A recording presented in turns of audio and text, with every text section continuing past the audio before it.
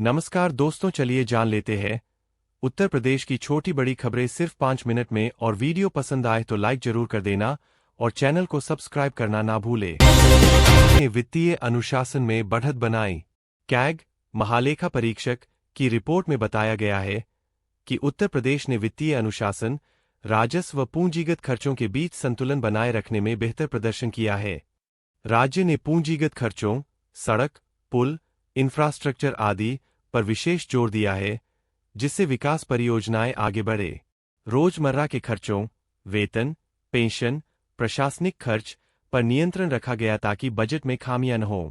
Report के अनुसार कुल व्यय में से एक बड़ा हिस्सा, लगभग 10-12%, विकास और बुनियादी ढांचे पर दिया गया। सरकार ने इस रिपोर्ट को अपनी वित्तीय रणनीति की सफलता माना है और कहा है कि आने वाले वर्षों में यह दृष्टिकोण जारी रहेगा। प्रयागराज में मेट्रो प्रणाली की योजना को मुहर। प्रयागराज में मेट्रोलाइट परियोजना को छोड़कर अब मेट्रो रेल लाई जाएगी। प्रस्ताव के अनुसार 2 मुख्य मार्ग बनाए जाएंगे, बमरौली से झूसी और शांतिपुरम से छेओ की। ये रूट लगभग 44 किलोमीटर के होंगे, लगभग 39-40 स्टेशनों के साथ। लागत बहुत बड़ी होगी, अनुमानित रूप से हजारों करोड़ों रुपए। भूमि अधिग्रहण एक बड़ा मुद्दा होगा। किसानों को मुआवजे का मामला संवेदनशील। मेट्रो आने से ट्रैफिक दबाव, वाहन जाम, प्रदूषण आदि कम होने की उम्मीद है।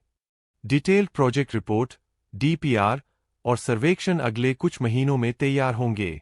एक मेट्रो परिषद संचालित की जाएगी, जिसमें अधिकारियों के साथ नागरिक प्रतिनिधि भी होंगे। यदि योजना सफल होती है, तो यह शहर की गतिशीलता को बढ़ाएगी और विकास को गति दे सकती है। हरिओम वाल्मीकि हत्या मामला, न्याय की मांग तेज। रायबरेली में हरिओम नामक दलित व्यक्ति की हत्या ने पूरे प्रदेश में रोष फैला दिया। मुख्यमंत्री योगी आदित्यनाथ ने तुरंत कार्रवाई का आश्वासन दिया है। हर आंसू का हिसाब होगा। घटना के तुरंत बाद आरोपियों की गिरफ्तारी शुरू की गई है। सरकार ने मृतक परिवार को सहायता देने की घोषणाएं की है। उदाहरण स्वरूप आवास, नौकरी, अन्य कल्याण योजनाओं में शामिल करना। यह मामला सामाजिक न्याय, जातीय संवेदनशीलता और कानून व्यवस्था की परीक्षा बन गया है। विपक्ष भी सरकार पर दबाव बना रहा है कि दोषियों को कड़ी सजा मिले।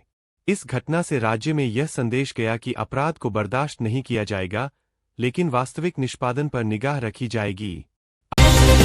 अयोध्या में दीपोत्सव की तैयारियां लगभग पूरी। 17-20 अक्टूबर को अयोध्या में होने वाले दीपोत्सव कार्यक्रम की तैयारियां पूरी की जा रही है। कुल 47 रिजर्व मजिस्ट्रेट तैनात किए गए हैं ताकि आयोजन शांतिपूर्ण रहे। घाट, रामकथा पार्क, श्रीराम जन्मभूमि आदि जगहों पर विशेष सुरक्षा और व्यवस्था की गई है। बिजली, जल प्रबंधन, ट्रैफिक नियंत्रण, मीडिया व्यवस्थाएं और बैरिकेडिंग पर विशेष ध्यान दिया गया है। आयोजन स्थल पर प्रकाश, ध्वनि, मंच आदि की व्यवस्था अंतिम रूप ले रही है। मेले व धार्मिक कार्यक्रमों में आने वाले लोगों की सुविधा के लिए कंट्रोल रूम 24 घंटे सक्रिय रहेगा। आम जनता और पंडालों के लिए मार्गदर्शन व सूचना केंद्र बनाए गए हैं। इस कार्यक्रम को धार्मिक पर्यटन को बढ़ावा देने व सांस्कृतिक महत्व को दर्शाने के रूप में देखा जा रहा है। आयोजकों ने यह कहा है कि यह दीपोत्सव विश्व स्तर का होगा, जिसमें कला, संगीत, रात्रि दीप प्रज्वलन और सांस्कृतिक प्रस्तुतियां होंगी। मेरठ सरधना में दिनदहाड़े गोलीबारी, इलाके में दहशत। मेरठ के सरधना इलाके में नकाबपोश हमलावरों ने एक घर में घुसकर महिला पर गोलीबारी की। यह घटना दिन में हुई, जिससे इलाके में एक तरह की दहशत फैल गई। घटनास्थल पर पुलिस और फॉरेंसिक टीम तुरंत पहुंची। साक्ष्यों की खोज एवं जांच शुरू की गई। अभी तक हमलावरों की पहचान नहीं हो सकी। सीसीटीवी फुटेज, गवाहों की कथाएं और संदिग्धों की पूछताछ जारी है। स्थानीय प्रशासन ने जनता से शांत रहने और अफवाहों पर भरोसा न करने की अपील की है। इस घटना ने कानून व्यवस्था की स्थिति पर सवाल खड़े किए हैं और लोगों की सुरक्षा को लेकर चिंता बढ़ा दी है। गाजियाबाद में दिवाली से पहले मिलावटी मावा एवं सोन पापड़ी पकड़ी गई। खाद्य सुरक्षा विभाग ने गाजियाबाद में 60 किलो मावा और 20 किलो सोन पापड़ी पकड़ी है, जिसमें मिलावट पाई गई थी। जब्त सामग्री को नष्ट कर दिया गया। यह कार्रवाई दिवाली से पहले की गई ताकि त्योहार पर लोगों को मिलावटी खाद्य पदार्थ न मिलें।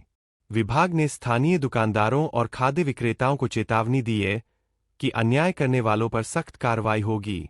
गुणवत्ता नियंत्रण, परीक्षण और निगरानी बढ़ाई गई है।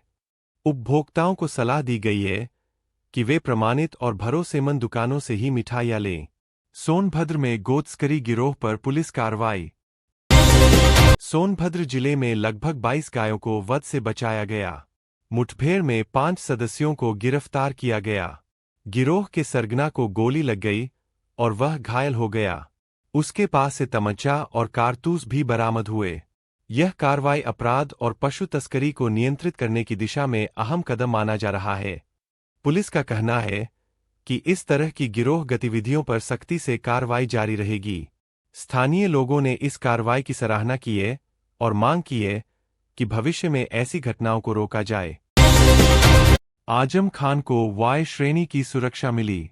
समाजवादी पार्टी के नेता आजम खान को राज्य सरकार द्वारा वाई श्रेणी की सुरक्षा प्रदान की गई है। सुरक्षा मिलने के पीछे उनकी हालिया राजनीतिक गतिविधियां और संभावित धमकियां कारण हो सकती है। यह सुरक्षा व्यवस्था उनके निजी सुरक्षा और राजनीतिक प्रतिष्ठा के लिए महत्वपूर्ण मानी जा रही है। सरकार का कहना है कि इसे उनकी सुरक्षा सुनिश्चित करने के उद्देश्य से लिया गया निर्णय है। विपक्षी दलों में इस निर्णय को लेकर चर्चा हो रही है। कुछ लोग कहते हैं कि यह राजनीतिक फायदे के लिए हो सकता है, जबकि कुछ लोग इसे जरूरी कदम मान रहे हैं। यह मामला राज्य की सुरक्षा नीतियों और राजनीतिक संवेदनशीलता को भी दिखाता है। मेरठ विश्वविद्यालय हॉस्टल में छात्रों का प्रदर्शन और पेट्रोल बम। मेरठ के कॉलेज बटा विश्वविद्यालय के हॉस्टल में रविवार को छात्रों ने पेट्रोल बम फोड़े। लगभग 200 छात्रों को नोटिस जारी किया गया है। प्रशासन ने चेतावनी दी है कि यदि भविष्य में ऐसा दोबारा हुआ तो दंडात्मक कार्रवाई, निष्कासन या अन्य होगी। यह घटना छात्रों की नाराजगी, व्यवस्थाओं की कमी या अन्य मुद्दों का संकेत हो सकती है। विश्वविद्यालय और प्रशासन यह पता लगाने की कोशिश कर रहे हैं कि किन कारणों से छात्रों ने इस तरह का कदम उठाया। सुरक्षा जांच, बंद कमरे, सीसीटीवी फुटेज आदि की समीक्षा की जा रही है। प्रशासन छात्रों से शांतिपूर्ण संवाद की अपील कर रहा है और समस्या समाधान की मांग कर रहा है। लखनऊ मालहौर में जमीन विवाद, गोलीबारी की घटना। लखनऊ के आसपास मालहौर क्षेत्र में जमीन विवाद के चलते एक विवाद ने हिंसक रूप ले लिया। गोलीबारी में 4 लोग घायल हुए। विवाद की जड़ जमीन के स्वामित्व, हदबंदी या अवैध कब्जे से जुड़ी हो सकती है। पुलिस ने मामला दर्ज कर लिया है और जांच जारी है। घायलों को अस्पताल में भर्ती कराया गया है। उनकी हालत की जानकारी मिल रही है। स्थानीय लोगों और प्रशासन ने कहा है कि शांतिपूर्ण समाधान के लिए वार्ता की पहल की जाएगी। इस घटना